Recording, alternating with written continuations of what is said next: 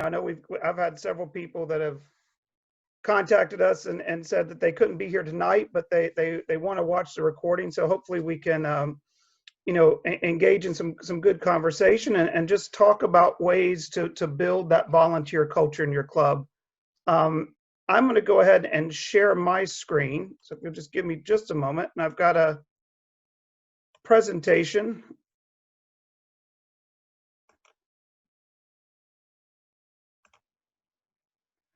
So there we are. So hopefully everyone can see the slideshow here, but this building a volunteer community, or this volunteer culture to support your association. And, as he said, my name is John Stubblefield. I am an administrator at Forsyth Country Day School. I have a little over 20 years in education, mainly at the high school level, but I've also much more recently been an administrator that really dealing with all levels. And then I'm also an NCYSA staff coach, work with the Olympic Development Program, and have the opportunity to occasionally give talks like this.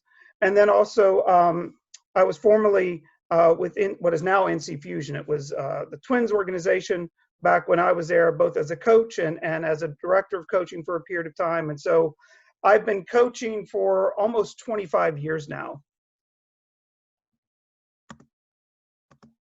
As far as, when we start tonight, I really wanted to start with, well, what do we mean by volunteer culture? And I like this graphic here because I think it encompasses a lot of the different ways that we could describe volunteers. I mean, volunteers, they're people that help. Volunteerism builds a sense of community. There's this idea of it supports your mission. It brings people together. There's a component of service.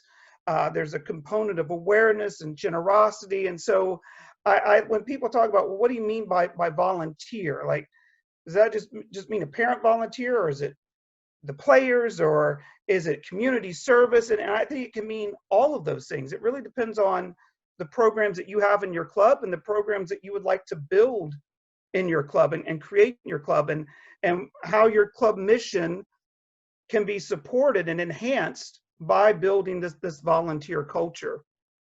And so what I hope to do tonight is just introduce some ideas. We've got some guests here that are going to be helping me as kind of a panel discussion or a round table once we get through with the slideshow, and hopefully we'll have a really nice discussion about how volunteerism can be used in different ways and in clubs big and small to support the mission of your club, to build better relationships within the community, to pull people together within the club itself, and to create this experience that we all want for our players and their families. And that's really the bottom line, that volunteers are needed to create the environment we want for our players and their families. There's no way, and if you've done this for any length of time, there's no way that the club staff can do it on their own. Even if you're in a bigger club that might have multiple full-time staff members, you still are dependent upon volunteers. So how do we create that culture where parents and sometimes players willingly volunteer and give their time to the club, and it's seen as not an obligation so much, but as an opportunity to, we're doing this to make the club better and to enhance and promote the mission of the club, and to create an environment and experience that is achieving the goals that we have as coaches, that parents have as the parents of their children, and everybody wins in that situation. And so when we look at types of volunteerism, the first one I want to talk about is probably what's most common, is parent volunteers. Parents are used in a variety of ways. And when I talk to club administrators and coaches across the state, the most common is tournament and other clubs events. Parents are needed as field marshals, parking lot attendants, you name it. There are a myriad of different ways that parents are necessary to make these club events go well. And as we all know, if you have volunteers who are really committed and doing a great job, it lessens the burden on your full-time staff, and it makes that experience for the people visiting your club so much better. Another major source of volunteers is in a lot of our recreation programs. Most recreation coaches are volunteers. So one of the topics is how do you organize those volunteers? How do you work with them? Another area of volunteers is tryouts. Everything from checking players in to directing parents who and players who may be new to your club and aren't familiar with your facility, the proper fields to go to. That is a huge event for almost every club, and it's an event where many volunteers are needed. And then finally, fundraising. So when we continue to look at parent volunteers, oh, excuse me, I'm sorry, other types of volunteers, another type of that is community service. Now, this varies from club to club, and some clubs may or may not be involved in a lot of community service. I know other clubs are heavily involved in these different programs. Some of these are club-directed programs that are organized and kind of run by the club. Others may be programs that are run by individual teams and individual coaches, where a coach and maybe that group of parents says, we want to give back to the community. And it can take a variety of different forms. Top Soccer or other similar programs that sometimes help those students that are, or those children that have some special needs. I know several clubs are involved in those types of programs. Another community service would be toy drives, food banks, soup kitchens. There's a variety of different things that your club can be involved in as another type of volunteerism to say, we're in this community as a sports organization, but we're also in this community to make our community a better place, to help those who may be less fortunate, to help those who may, need a little assistance from time to time, to be a mentor to a child that may have some that's gifted in a different way. And so these are all great programs and ways that I know as a coach, I always want to teach values to the players that extend beyond the field. And sometimes having programs like this is just another way to reinforce those club values that you have. It's, playing the game, practicing, being in that competitive environment, that teaches a lot of great skills and values that will extend into their schoolwork, into their career, family lives. But having these types of volunteer activities can also provide those environments where you're reinforcing those life skills, those character values that are so important. Then another type of volunteerism is player volunteers. Now, this could be at your tournaments and your club events. If you've got older players, they may not need direct supervision all the time, your 16, 17, 18-year-olds, but there are also opportunities where younger players may be volunteering with their parents, so it becomes kind of a family event. I know a lot of clubs have summer camps and you can have junior camp coaches. I know other clubs have programs where the older players are coaching, and I say coaching, the younger players. It could be special program nights or opportunities. Maybe it's just doing demo sessions, but it's creating that environment where the younger players look up to the older kids in your club and they set the example. So you're calling those older players out to a higher standard and letting them know, like, hey guys, every time you walk on the field here, these younger kids are watching you. You model the way, you set the standard and are an example that these other kids want to follow. And then you're showing those younger players, this is what you could be. You're casting that vision of what could become as they continue to play and work hard and train and stay involved in the club. As far as some of the benefits of having player volunteers, once we talked about players setting the example, I think it also fosters that sense of community within the club, that connection. So rather than having isolated teams or isolated programs, you start to pull those things together and you see that are one club, that our older programs are integrated in with the programs for our younger players, that there's connection, that our core values and our mission transcend the different age groups. That at the end of the day, while we may be playing in different ages, different levels, we still have the same overall mission, values, sense of community, and integrating those things as much as possible helps build that environment. And then from just a practical point of view, a lot of my background's been in high school education, and almost every high school student I know has some type of community service requirement, be it for a club that they're in or largely just the schools. Almost every school has a community service requirement for their high school students. And if you can provide opportunities for your players to fulfill that school requirement while benefiting your club and helping build that club culture. Different ways to secure volunteers. And I think this is always the challenge. And when we get to our panel discussion, we'll talk through some of this, but some clubs have a set number of volunteer hours. So you volunteer 4 or 5 hours during the course of the year. And if you do that, you know, that's credited to your account. If your family doesn't meet that volunteer requirement, then there is a fee that would be assessed. And then there may be some families that just right off the bat say, you know, we're not going to be able to volunteer this year, so we'll just go ahead and pay the fee on the front end. But I know some clubs have used a system like this and have found it very effective. And it's something that I think there's a lot of questions out there that other clubs have explored. And sometimes there's a little fear, like if we start something like this, is it going to work? Or are people going to be offended? And so that's something that I will definitely get into and talk more about later tonight. Then other clubs have a minimum number of volunteer hours connected to financial aid. So if you have a financial aid program in your club, that might be something that you consider and you know, putting in place or establishing as families that receive some type of financial aid, they also can give back to the club as part of that program.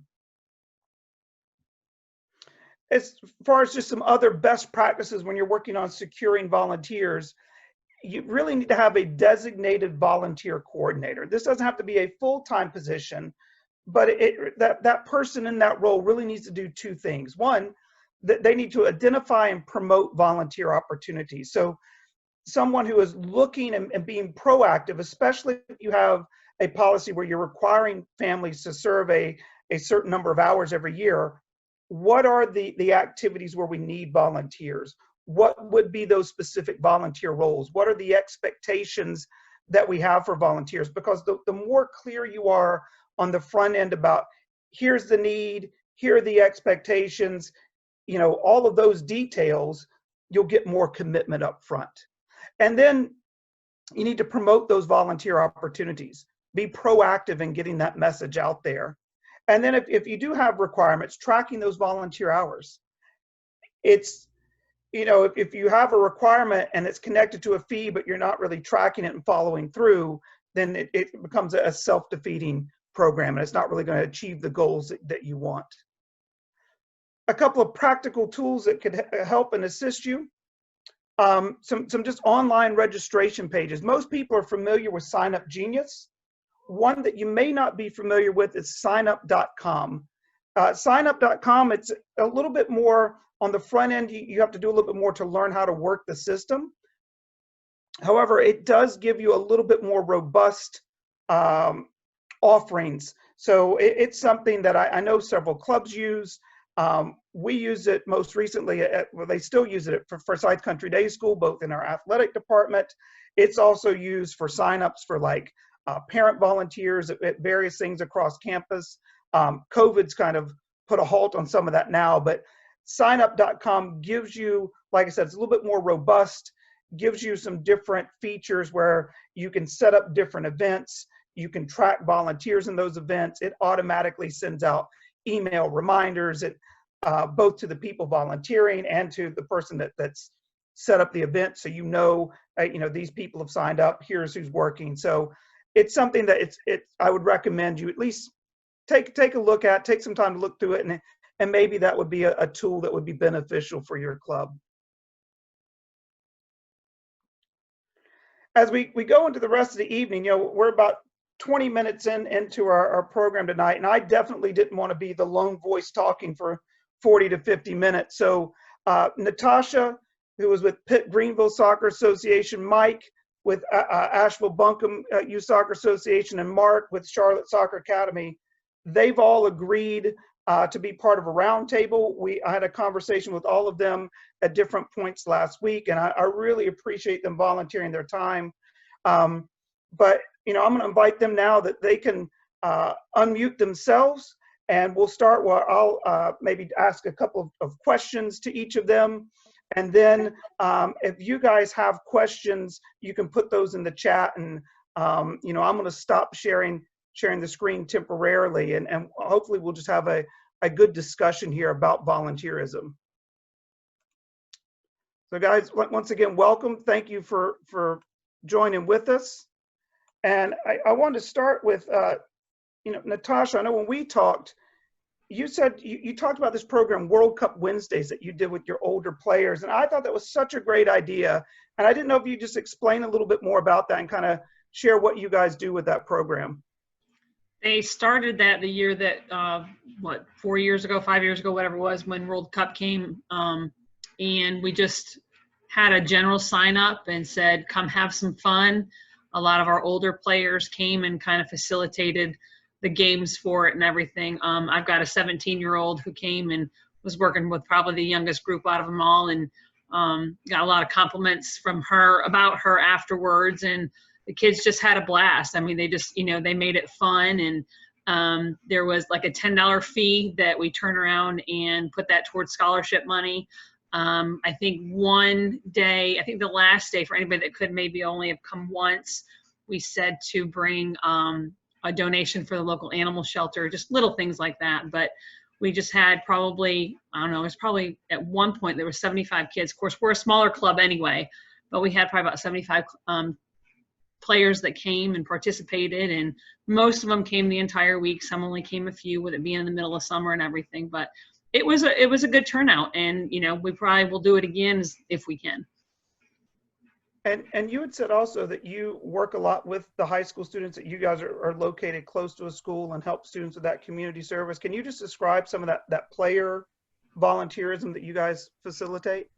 Sure. So we've got D.H. Conley that literally sits right behind our fields and everything. And so we always have like the Health Science Academy and the National Honor Society and the Math Society.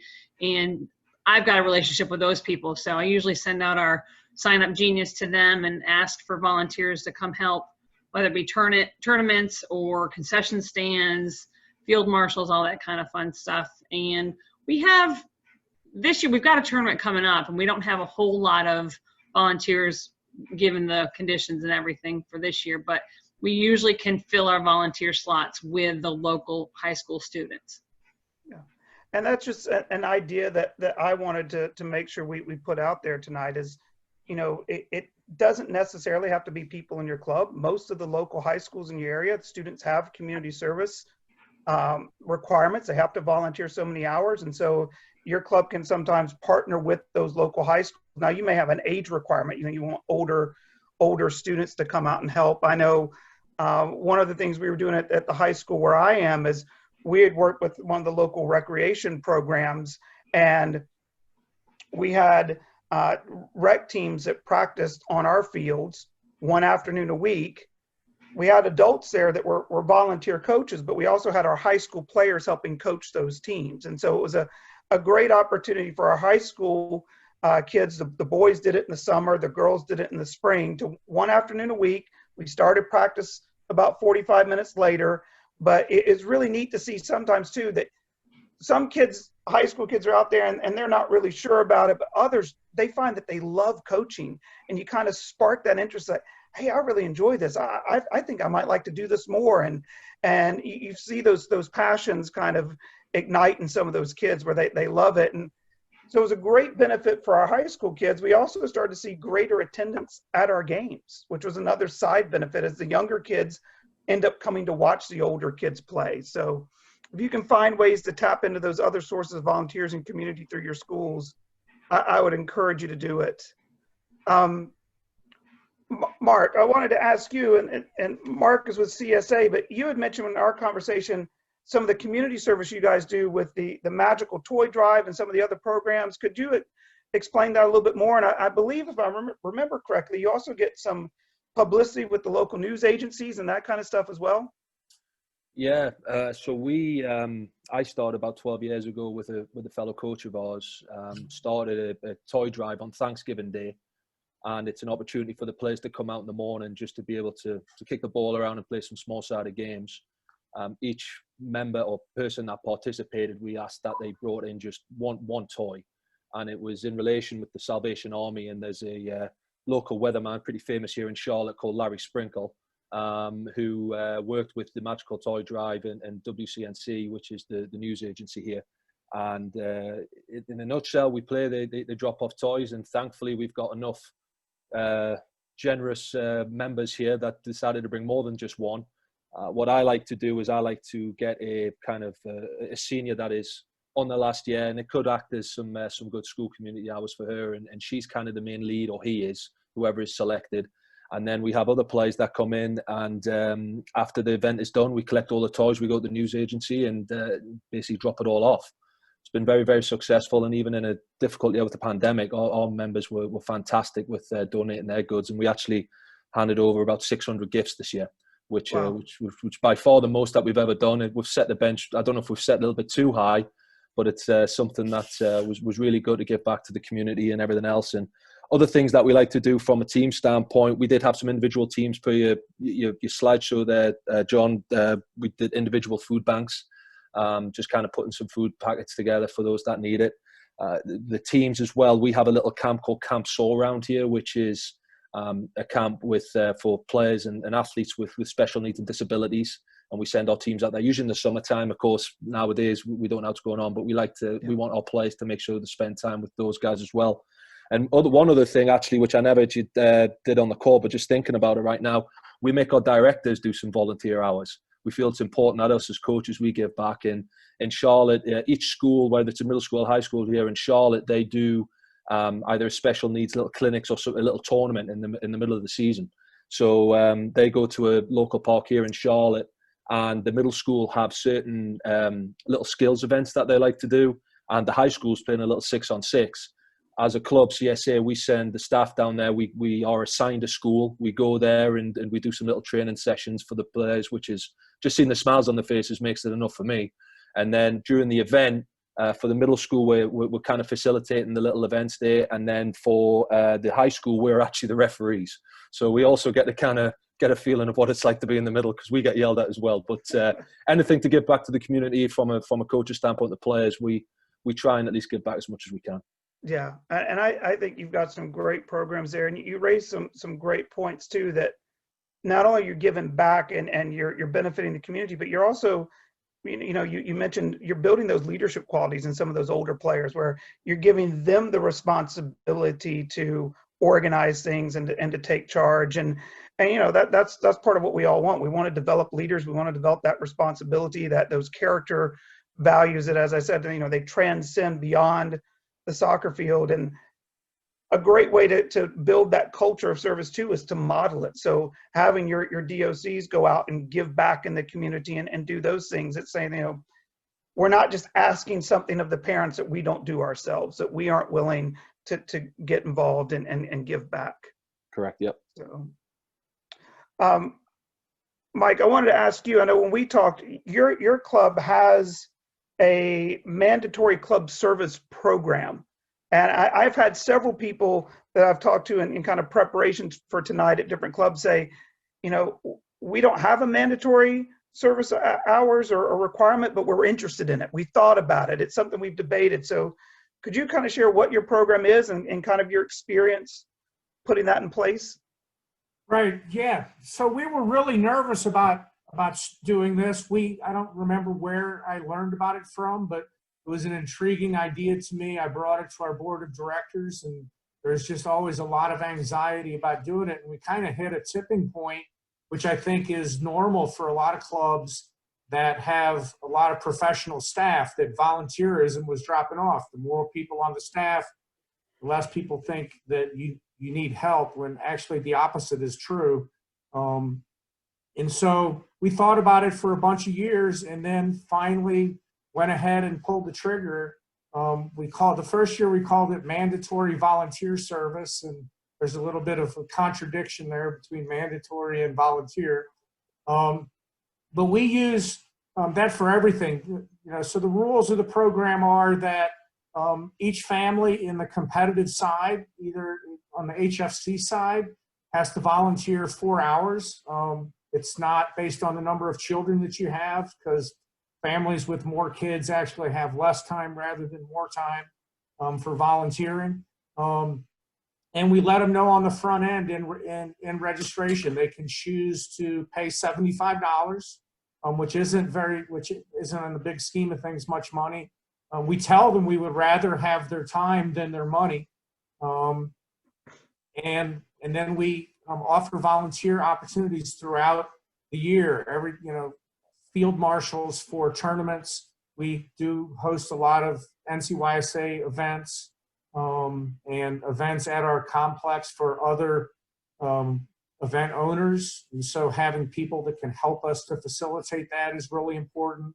Fundraising events, obviously team managers, team treasurers, some of those other high, necessary volunteer positions that obviously volunteer a lot more than 4 hours if you hold one of those positions. And so we rolled it out, and we probably have, out of about, if in a normal year we've got 1,000 kids in the HFC program through classic soccer or the youth academy, we probably have less than 50 that pay their way out.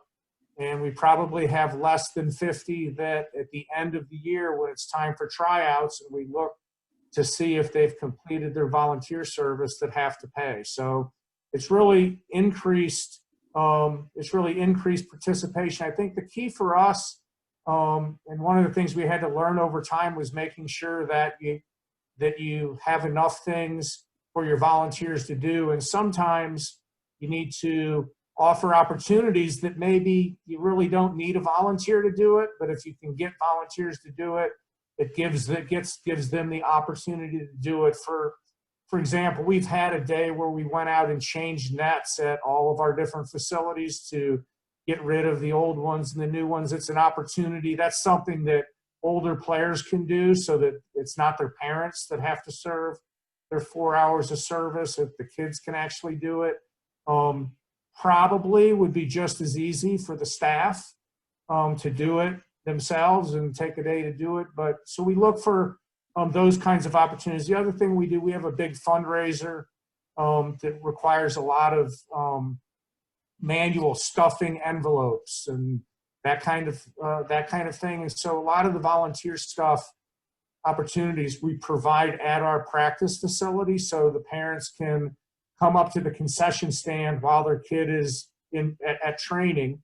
And so parents that normally stay at training anyway, they have an easy opportunity to get their volunteer service in. So we've had a good experience with it. I think I could count on one hand the people that have really given us any grief at all, that have said things like, we pay enough money, we shouldn't have to do any volunteering. It's very rare that people do that, and people certainly understand. Last thing I'll say about it, even if everybody paid their $75, it would be really hard. A lot of the things where we need a lot of volunteers for a very small amount of time, how do you go out and hire people, to work for 3 or 4 hours on a Saturday afternoon, and be able to get that, that workforce that you need sometimes. Yeah, Mike, I know when we were talking last week, you mentioned too that you have a lot of, or at least a decent number of older players that want to work with your summer camps. Do they get volunteer hours for that as well? Yeah, so we really shouldn't give volunteer hours for that, because it's I feel like it's a little bit of a babysitting service for some of the kids, but we definitely utilize volunteers. One of the things that, one of the reasons that our summer camps and with our summer camps, the people that were the players that we're serving are primarily recreation level players, but we definitely have great staff to player ratios, because we do have players that volunteer. The other thing, and I don't know if I mentioned this, John, but if you want to work and get paid in our camp, if you're a full staff member, then you get paid. But if you're a older player and you want to be paid as an assistant coach, you don't get considered for any of those positions unless you've been a previous camp volunteer. And so the kids that are 13, 14, 15 years old know that if they'd like to work in the summer, it also gives us a chance to evaluate the kids that we're having to spend just as much time looking after the volunteer as we are the actual campers, or if they actually help and you know, have a have a real interest in coaching, work, and you know, and being helpful for the other players. So we definitely use volunteers, players as volunteers in the summer camp. Of course, you know, a lot of the kids, they apply for a job in our summer camp, and their parents need to get them out of the house. And if they don't land one of the jobs, then their parents sign them up to be a volunteer. Yeah. So I know we had a question in the chat. Is the $75 is in addition to your regular club fees? That's correct? Yeah, right. So that's correct. So when you sign up for our programs, another thing that you can do is when you sign up, and we use Blue Sombrero, which isn't called Blue Sombrero anymore. I forget what it's called, but you know, it states in there that you understand that that volunteer service or that community service, 4 hours community service is required, and you can check a box. I don't, you know, I want to pay my way out of it, and then it just gets added to their, account for their fees for the year.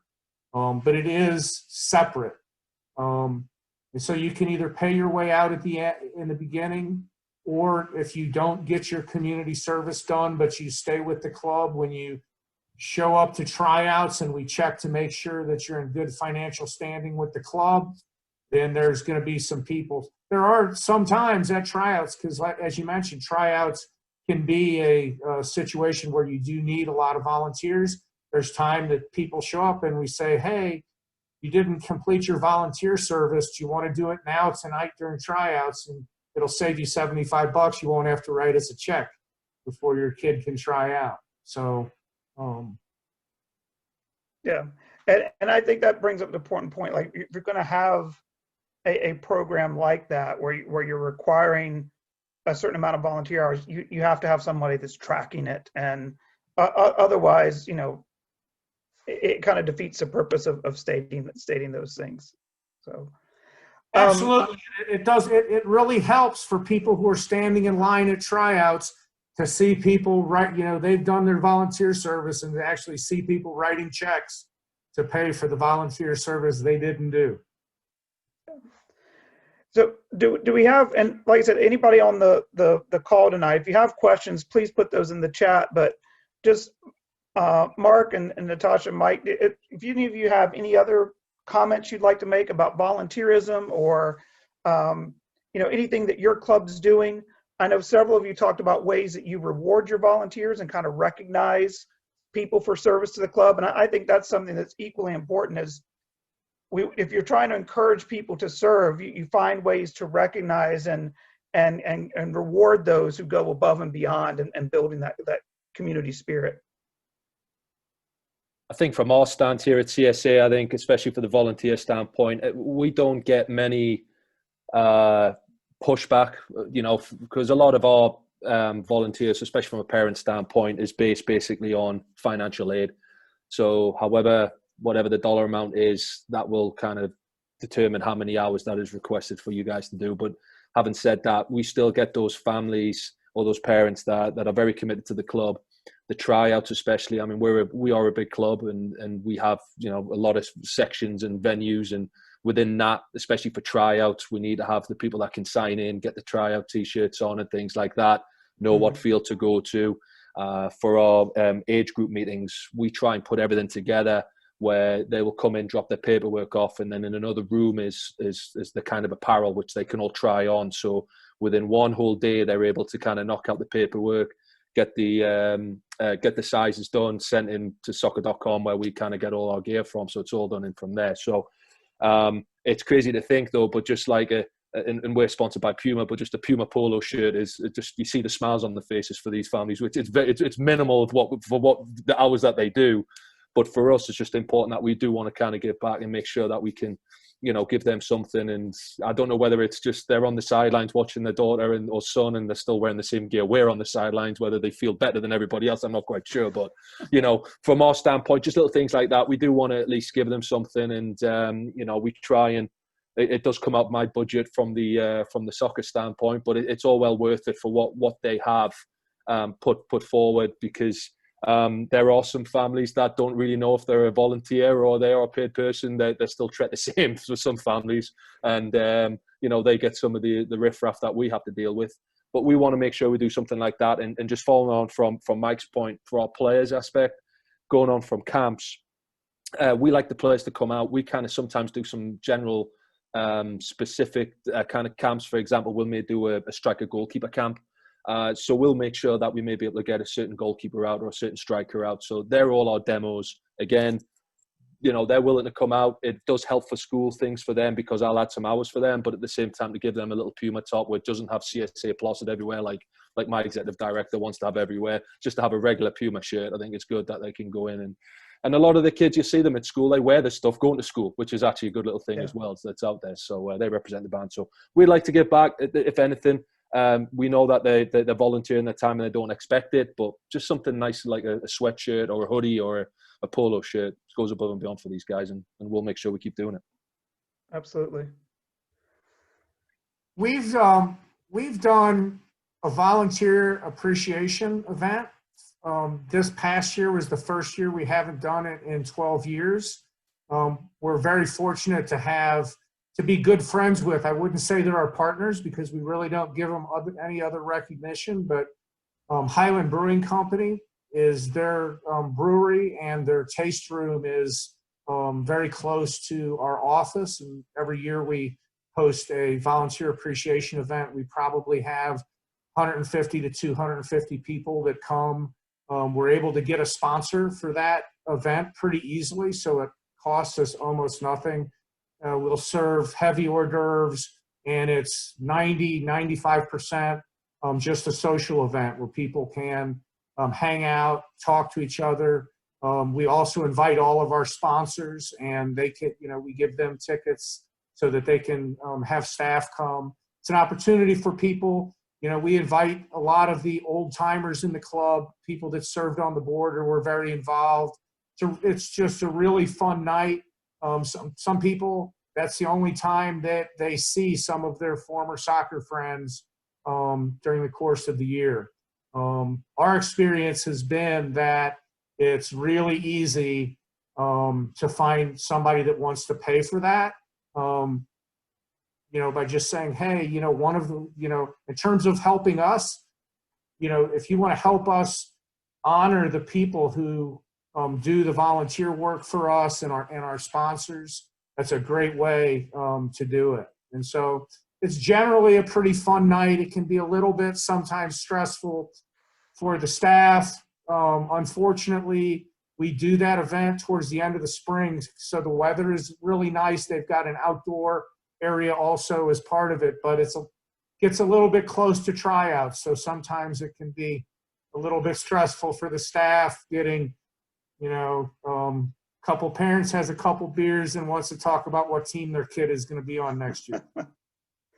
And Mike, I know in our conversation, you mentioned some of the people you invite, but you said you try to recognize those parents or those families who during the course of the year kind of went above and beyond the requirements. And then you give out some awards too. Is that correct? Yeah, we do. We have just a couple of awards. 10 years ago, the event was much different, and it wasn't really actually very much fun. We spent a lot of time giving awards and talking.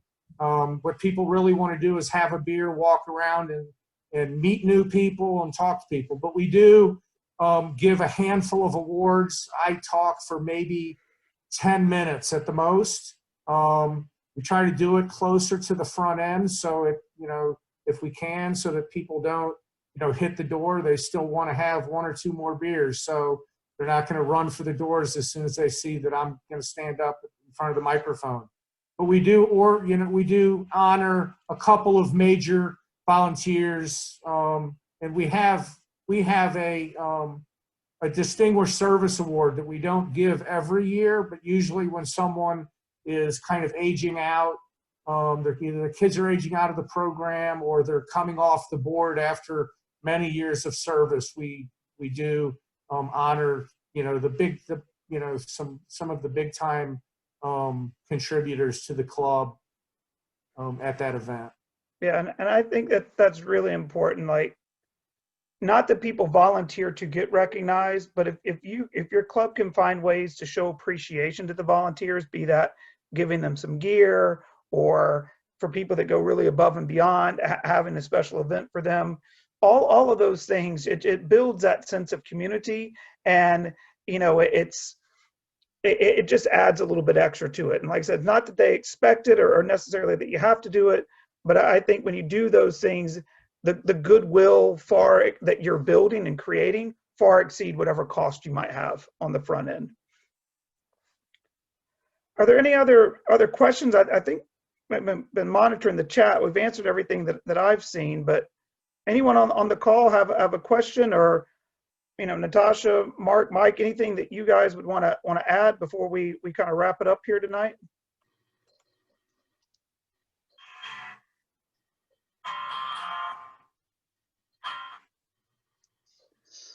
Well, I really appreciate everybody. I think we've had a great discussion. I think we've shared a lot of ideas, given people some things to think about. If I share my screen quickly again, if anybody has questions or anything, feel free to reach out. That's my email. That's not my school email address. That's my personal email. That's my phone number there. So if there's something, if you're watching the video and you have a question and you didn't get a chance to ask it because you weren't on the call tonight, and you want to shoot me an email, I'll be glad to talk with you, either over the phone or we can set up a Zoom chat, or however we can help.